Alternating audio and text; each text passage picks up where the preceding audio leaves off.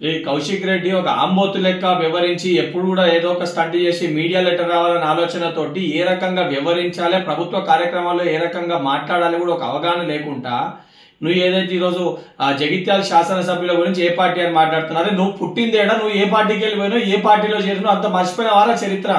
ఇవాళేదో మాట్లాడి ఏది పడితే నోటికి వచ్చినట్టు ఆంబోతు లెక్క మాట్లాడుతున్నావు. కనీస అవగాహన లేకుండా, ఆలోచన లేకుండా దళితులని కాంగ్రెస్ పార్టీ మోసం చేసింది అంటున్నావు. అసలు దళితులని మోసం చేసింది బీఆర్ఎస్ పార్టీ. దళితుని ముఖ్యమంత్రి చేస్తా అని చెప్పి, దళితులకి 3 ఎకరాల భూమి ఇస్తా అని చెప్పి దళితులను ఆగం చేసి ఎస్సీ కార్పొరేషన్ ఫండ్స్ ఇవ్వకుండా పూర్తి స్థాయిలో దళితుల్ని మోసం చేసిన ఒక పార్టీ బీఆర్ఎస్ పార్టీ. బీఆర్ఎస్ కే ఘనత దక్కుతుంది.